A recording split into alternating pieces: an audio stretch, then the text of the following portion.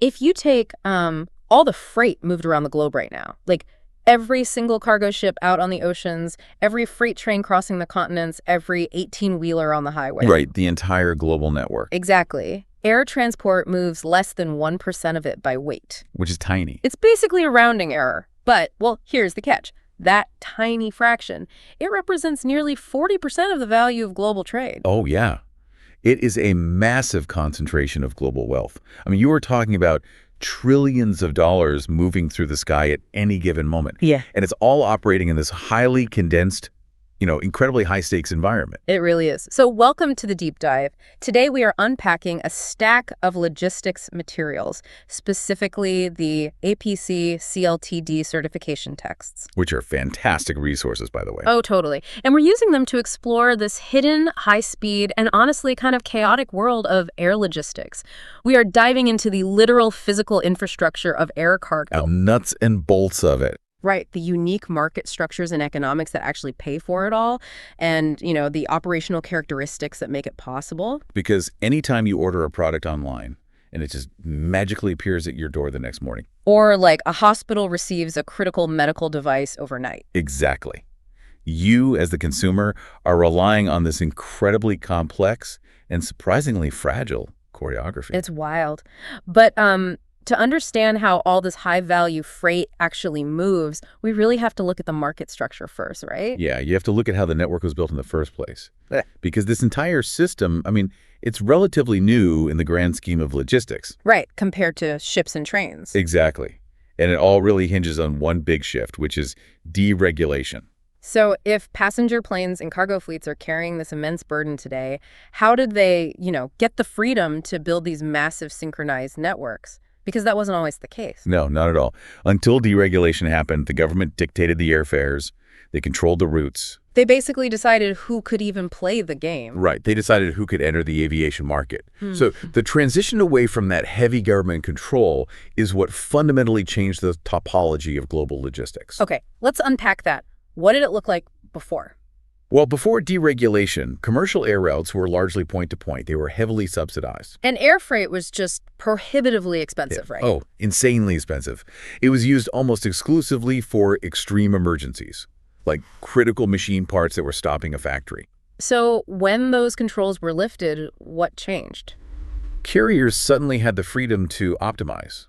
They could set competitive rates based on actual market demand. Which makes sense. And more importantly, they could redesign their route networks for maximum efficiency rather than just doing it for political convenience. And that shift, that is what paved the way for modern e-commerce. Yep. Because without carriers having the freedom to build their own optimized, massive global networks, this whole overnight shipping model you rely on today simply would not exist. It couldn't exist. The math wouldn't work. But looking at the operational characteristics of how this freight physically moves today, there is a reality that feels, honestly, totally counterintuitive to me. Oh, I know exactly what you're going to say. Right. Because when we think of global air cargo, the immediate visual is those massive, dedicated planes, the ones painted with FedEx or UPS or DHL logos. The big freighters. Yeah. But the majority of the world's air cargo isn't actually on those planes. It is moving in the belly hold of commercial passenger aircraft. Which is the big secret of the industry. Yeah. The planes you fly on for a business trip or, a family vacation, they're the ones doing the heavy lifting for global trade. That is just wild to think about. It is. But passenger airlines realized decades ago that they have all this empty cubic volume in the lower decks of the fuselage. Right, under our feet. Exactly. And since they're already flying frequent, highly predictable schedules to major global economic centers anyway, selling that belly space for commercial cargo provides vital revenue. Vital being the key word there. Oh, yeah. In many operating models, the passenger tickets barely cover the fixed operating costs of the flight. Wait, really? Yeah, the cargo revenue is often what actually allows the route to turn a profit. Okay, but wait, that doesn't make sense to me from a risk perspective. How so? Well, if I'm a supply chain manager, right, and I'm paying absolute premium rates for guaranteed next-day delivery, there's no way my urgent surgical equipment is being tossed into the same belly hold as my cheap rolling suitcase on a commercial flight. It happens every day. But the risk of getting bumped seems way too high. Yeah, that is the calculated risk of the commercial belly cargo market. And you're right, there is a strict hierarchy at play there. Okay, so how does that hierarchy work? On a commercial passenger flight, Human beings and their personal luggage are the absolute operational priority, period. So if a flight is fully booked, and maybe the weather is hot, which actually reduces aerodynamic lift. Right, heat affects lift. Exactly. And let's say everyone checked incredibly heavy suitcases that day. The airline will absolutely bump commercial freight to a later flight to ensure the passenger baggage makes it. Oh, wow. Are you saying my suitcase is literally competing for belly space with, like, high-value electronics? It is. Your luggage is literally subsidizing global commerce, but it also takes priority over it. Which means if you are moving zero-fail mission-critical freight, you cannot rely on the belly of a 737 going to Orlando. No, you definitely can. You need a dedicated solution. Right, which brings us to the other major pillar of the market structure, the all-cargo carriers, or what the logistics industry calls the integrators. Like the big names I mentioned earlier. Exactly. These are companies with entirely closed-loop systems. They own the delivery trucks, they own the massive sorting facilities, and they own those huge fleets of dedicated cargo aircraft. So they control every single step. They control everything.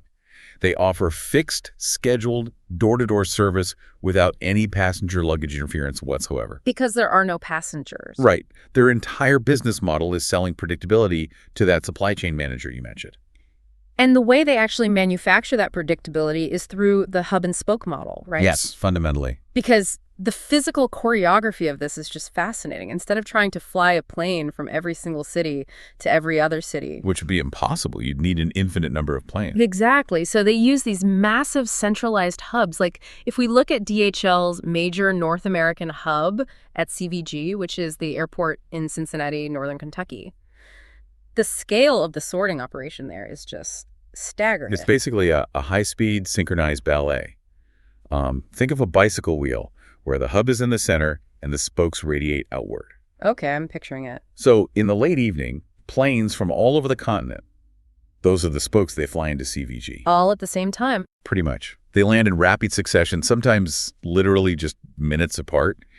And then the freight is unloaded and fed into this massive, heavily automated sorting matrix. Right, we are talking about miles of high-speed conveyor belts. Miles of them, moving millions of packages, scanning the routing labels in milliseconds, and, diverting them to the correct outbound loading bays. And this all happens overnight. Yeah, within just a few hours, all those inbound packages are sorted, they're consolidated onto outbound planes for their new destination spokes, and flown back out before sunrise. It is a massive sorting funnel. It really is. But, that brings up the physical reality of actually loading these aircraft, because a plane is fundamentally a giant aerodynamic tube. Right, it's a cylinder. Yeah, and you cannot just stack square pallets or loose cardboard boxes inside a curved cylinder. You would waste an enormous amount of space. And in air transport, space is the most premium commodity you have.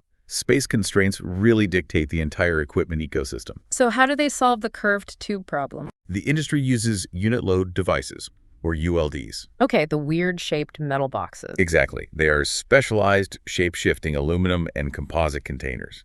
And they're designed specifically to contour to the interior walls of an aircraft fuselage. So they literally match the curve of the plane. They do. But, and this is the critical operating characteristic here, ULDs are not just fancy boxes for easy loading. Wait, they aren't? No. According to aviation authorities, a ULD is actually a highly regulated, airworthy structural component of the aircraft itself. Oh, wow. That is a detail most people miss. I completely assumed it was just a shipping container. Most people do. Yeah. But think about it. An aircraft in flight is dealing with extreme physics. You have turbulence, steep ascent angles, rapid deceleration on landing. Right, it's bouncing all over the place. And a fully loaded ULD can hold thousands of pounds of dense freight. So if that weight were to somehow shift backward during takeoff, That sounds bad. it would be disastrous. It would alter the aircraft's center of gravity. The nose would pitch up, the plane could lose aerodynamic lift, and it would stall. Which means it falls out of the sky. Exactly. So the ULD actually locks directly into a specialized rail system built right into the cargo floor. Oh, I see. It has to be structurally capable of restraining massive internal forces.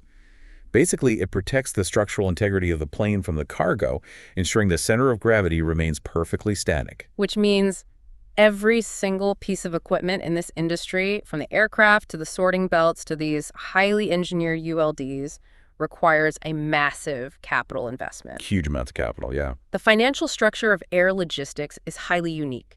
The economic breakdown in the source material shows that air transport costs are roughly 80% variable and 20% fixed.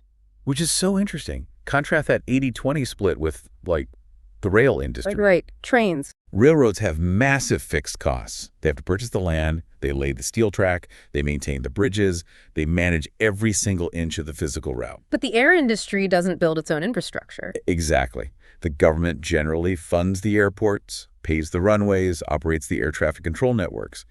So an airline's fixed costs are really isolated. Isolated to what, exactly? Mostly the purchase or capital lease of the aircraft, their IT systems, and those ULDs we just talked about. But the second that aircraft pushes back from the gate and the engines spin up, the cash register starts running at blinding speed. Oh, absolutely. That is your 80% variable cost kicking in. Yeah. You are burning thousands of gallons of specialized aviation fuel. Right. You are paying landing fees to the airport authority every single time the wheels touch down.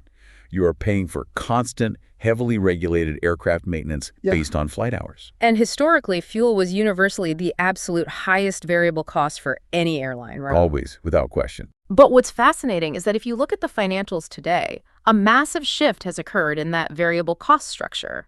Fuel isn't always the top expense anymore. No, it isn't. Labor has actually overtaken it in many markets. Yeah, and there are a couple of reasons for that. First, jet engines have become remarkably more fuel efficient over the last 2 decades. Right, which mitigates some of that burn rate. Exactly. Yeah. But simultaneously, the sheer human expertise required to keep planes safely in the sky has become incredibly scarce. You mean finding the right people? Yeah. Right. You are competing for highly trained commercial pilots, specialized avionics mechanics, complex logistics planners. And they don't come cheap. Not at all. The cost of recruiting, training, and retaining that specialized workforce has made labor the dominant financial driver today. Wow. So because the variable costs are so astronomically high, carriers have to be incredibly strategic about how they manage their fleet capacity, don't they? They have to be. Because if demand spikes, you can't just go buy a $150 million Boeing freighter on a whim. No, that would ruin the balance sheet. Right. And this is where aircraft leasing becomes a critical strategic tool. Specifically, understanding the difference between a wet lease and a dry lease. Okay, so the leasing structure dictates how quickly a carrier can scale. Walk me through a wet lease first. So a wet lease is when an airline rents an aircraft, but it operates as a completely turnkey solution. You get the plane, you get the fully certified flight crew to fly it, the maintenance crew, and the insurance all bundled into one hourly rate. And a dry lease. A dry lease is when you just lease the physical airframe itself, usually for like 5 to 10 years. You put it on your own airline's operating certificate, you use your own pilots, and you manage all your own maintenance. Okay, let me put an analogy on this to make sure I'm getting it, because this distinction seems to fundamentally change how a supply chain scales. Go for it. A wet lease is essentially like renting a fully staffed luxury party yacht for a weekend corporate event. Okay, I like where this is going. Right. You just show up, the crew serves the food, the captain steers the boat, and if the engine breaks, well, it's not your problem. Exactly. You get instant hassle-free capacity, but you are paying an absolute premium for it. Spot on. Whereas a dry lease is like a bareboat charter where they just hand you the keys to the yacht for 3 years. Yeah. You have to go hire your own captain, secure your own maritime insurance, and, fix the engine yourself. The yacht analogy perfectly captures this strategic application. It really does. Because carriers use wet leases for immediate short-term surges. Like the holidays. Exactly. Yeah. Think of the Q4 holiday peak season. FedEx or UPS might need, say, 20 extra wide-body aircraft just for November and December. Right. They don't have time to hire and train 100 new pilots for a 2-month rush, so they wet lease. That makes total sense. But if an airline is expanding into a brand new continent and they know they need capacity for the next decade, they will execute a dry lease. To control their own operational standards. Right, and it significantly lowers the long-term unit cost. Okay, so all of this expensive infrastructure, the planes, the crews, the ULDs, all of it ultimately gets billed back to the shipper. Someone has to pay for it. Exactly. And how that billing works reveals another core truth about the space constraints of the industry. The pricing model utilizes something called the dim factor, or dimensional weight. Right, and this goes back to the physics of the aircraft again. Oh, how so? Well, an airplane has a maximum payload weight before it just cannot safely take off, but it also has a maximum cubic volume inside that fuselage. Right, it's a fixed cylinder. Exactly. And in logistics terms, a plane you'll almost always cube out, meaning it runs out of physical space long before it actually weighs out and hits its maximum weight limit. Right, because most manufactured goods aren't made of solid lead. Exactly. Like if you are shipping a massive pallet of memory foam pillows, it weighs practically nothing. Nothing at all. But it takes up an enormous amount of that precious curved fuselage space. Which is why the airline cannot simply charge by the pound. Because if they did, a plane full of pillows would lose millions of dollars. So they use the dim factor instead. Yes. The dim factor is basically a mathematical formula that calculates a theoretical weight based on the physical volume of the box. Okay, so how does the billing actually happen? The carrier calculates the actual weight on the scale, then they calculate the dimensional weight using the formula, and they charge the shipper whichever number is higher. Wow, so it heavily penalizes bulky, lightweight packaging. It does. But it forces supply chain managers to optimize their box sizes and eliminate empty space. Because in the air, you are paying for the geometry you consume, not just the gravity. That is so interesting. Okay, so we have this system with incredibly high variable costs, strict spatial limits, and a premium price tag for velocity. Right. It is an ecosystem that has to operate flawlessly to justify the expense. But when you look at the operational challenges that plague the industry, you uncover this massive paradox. Oh, the 70% stat. Yes. The most shocking data point about this entire high-speed network is that 70% of the transit time for global air cargo is actually spent sitting still on the ground. It's wild, isn't it? Yeah. The physics-defying speed happens in the air, but all the inefficiencies are entirely trapped on the tarmac. I mean, for the shipper paying top dollar for velocity, that ground dwell time is the ultimate friction point. It is. It's like running a massive high-speed fiber optic data cable straight into a 1990s dial-up modem. I love that analogy. The data can travel across the ocean at the speed of light, but it hits a massive processing bottleneck the second it reaches the terminal. The speed through the air literally doesn't matter if the processing hardware on the ground can't sort it fast enough. Exactly. And that ground congestion is driven by a series of compounding bottlenecks. The first is simply the physical constraint of airport infrastructure itself. Like where the airports are actually located? Right. Major commercial airports are historically located right in the middle of dense urban centers. And because of neighborhood noise abatement laws, they have very strict operating curfews. Right. People don't want planes waking them up. Exactly. They legally cannot launch or land heavy, loud 747 cargo planes at 3:00 a.m. without violating noise ordinances. Which means all that cargo gets stuck waiting for the morning passenger rush hour to clear. Yep, it just sits there. And that completely explains why dedicated cargo hubs are positioned where they are, like Memphis International, which is the global super hub for FedEx, or Cheklap-Kok out in Hong Kong. Exactly. They are situated or politically zoned in a way that allows them to operate 24 hours a day. They operate as these massive nocturnal organisms. Yeah, doing the bulk of their high-volume sorting and flying in the dead of night, while the urban passenger airports are forced to sleep. Okay, so infrastructure timing is just the first hurdle. What's the second bottleneck? The second massive processing bottleneck is the security apparatus. Which is obviously necessary. Ensuring safe skies is a non-negotiable priority, absolutely. But the logistical friction it introduces is immense.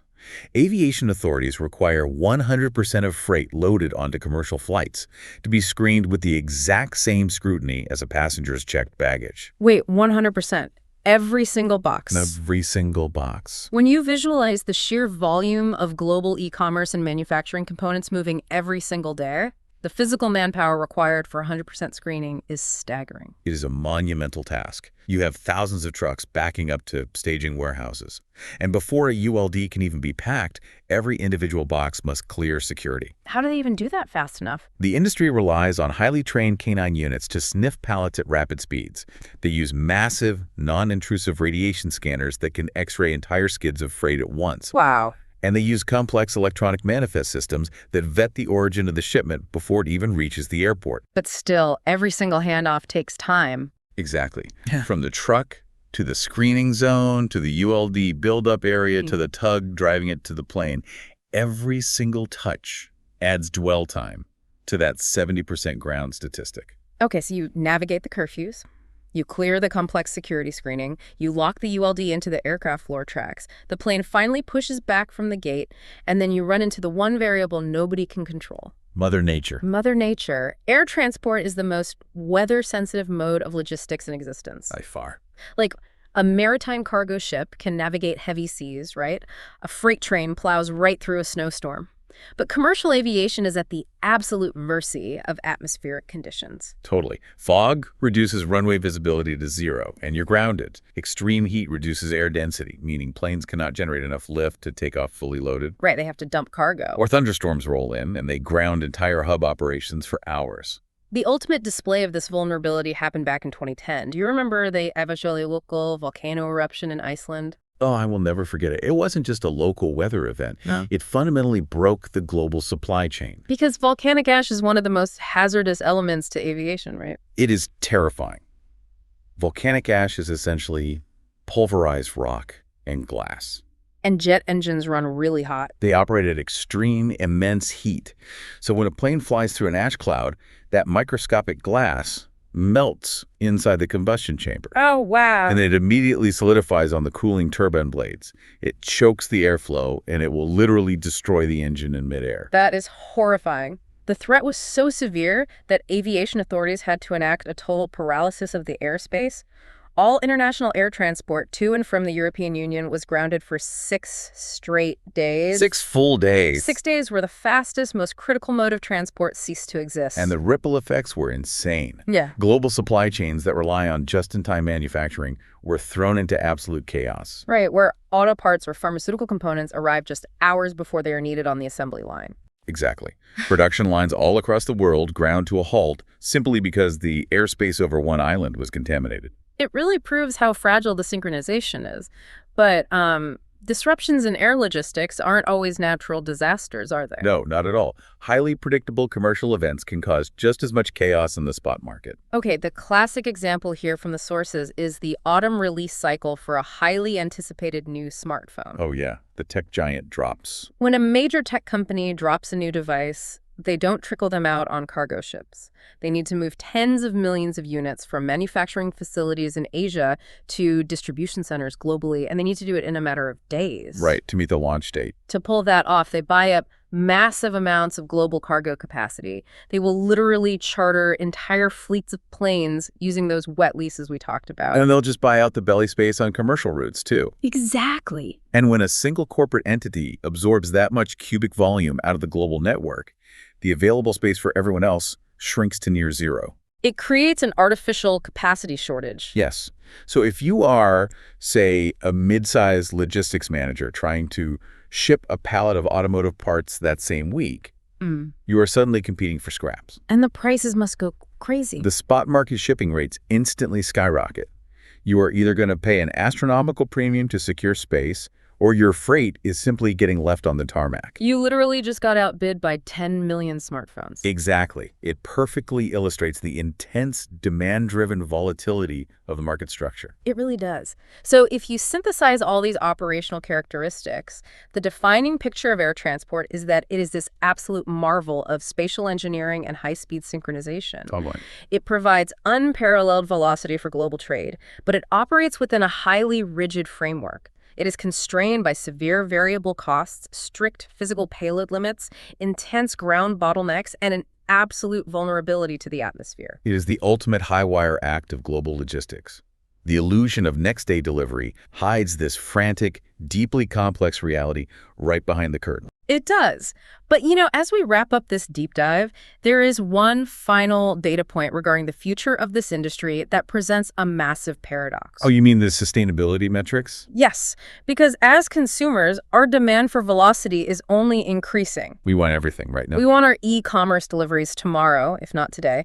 But when you look at the carbon emissions data by transport mode, the environmental cost of that speed is staggering. It's a huge problem. The data reveals that short-haul air is by far the most carbon-intensive logistics method on the planet. It generates approximately 1,600 units of CO2 per ton kilometer. Which is massive. To put that geometry in perspective, that vastly exceeds long-haul air. It completely dwarfs diesel road trucks. Yeah. And it makes rail and ocean freight look mathematically invisible. Yeah, the emissions output per kilogram of freight on a short-haul flight is just an exponential leap above any other mode. It is literally the most carbon-expensive way to move a box. So, here's the question to mull over as you navigate the modern supply chain. As our relentless consumer demand for instant gratification pushes logistics networks to rely more heavily on highly polluting, rapid short-haul air transport, how will this industry reconcile the economic incentive of speed with the urgent global mandate for environmental sustainability? That is the big question. Balancing the physics of velocity with the realities of carbon output is really the defining operational challenge for the next era of supply chain management. Definitely something to think about the next time you click Buy Now and casually select overnight shipping. Thank you so much for joining us on this deep dive. We will see you next time.